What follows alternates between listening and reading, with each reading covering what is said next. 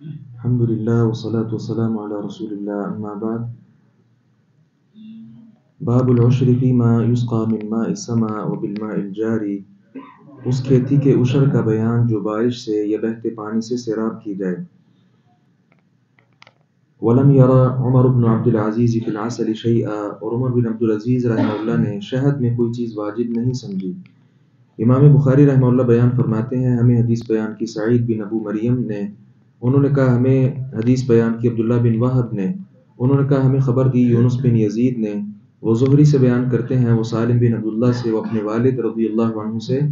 وہ نبی مکرم صلی اللہ علیہ وسلم سے کہ آپ نے فرمایا فیما سقط السماء والعیون، جس کھیت کو بارش یا چشمے سیراب کریں، او کان عثریا، یا وہ خود زمین سے نمی حاصل کرے، العشر، اس میں 10واں حصہ ہے، وما سقی بالنضح، اور جسے پانی کھینچ کر سیراب کیا جائے، نصف العشر، اس میں 20واں حصہ ادا کیا جائے گا۔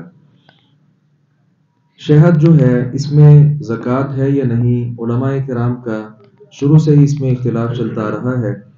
عمر بن عبدالعزیز رحمہ اللہ نے تو کہا کہ اس میں کوئی زکوٰۃ، کوئی عشر، کچھ بھی نہیں ہے، اور امام ترمذی رحمہ اللہ نے بھی اپنی جامع ترمذی میں جب اس بات کا تذکرہ کیا تو کیا کہا، ولا یصح فی ھذا الباب شیء، زکوٰۃ کے معاملے میں کوئی، یعنی شہد کی زکوٰۃ کے حوالے سے کچھ بھی ثابت نہیں ہے۔ باقی عام ایک اصول یہاں پہ دے دیا گیا کہ وہ کھیت آسمان سے بارش برستی ہے، اس وجہ سے وہ سیراب ہوتی ہے۔ ظاہر ہے جو کسان ہے اس نے بہت زیادہ مشقت اس میں نہیں اٹھائی، مشقت ایک جسمانی بھی نہیں اٹھائی، اور دوسرا اس نے پانی پر خرچ بھی نہیں کیا، اس لیے اس میں اگر 10 من ہو، 10 من اگر وہ کھیت میں سے پیداوار ہوئی ہے، اس میں سے 1 من وہ عشر کے طور پر ادا کیا جائے گا، وہ زکوٰۃ ہے۔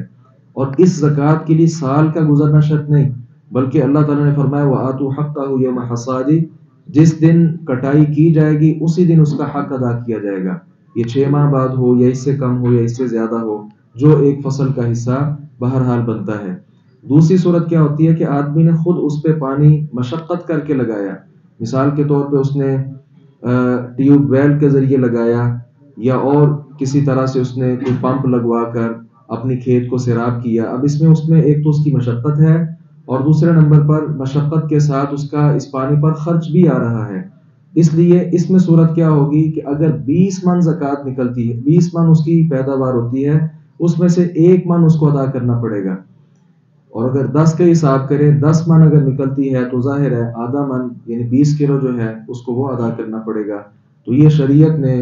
خیال کیا ہے کسان کی مشقت کا، اور جہاں مشقت نہیں ہے اس کا بھی اعتبار کیا ہے۔ اللہ تعالیٰ سے دعا ہے باری تعالیٰ حق بات کو سمجھنے اور اس پر عمل پیرا ہونے کی توفیق عطا فرمائے۔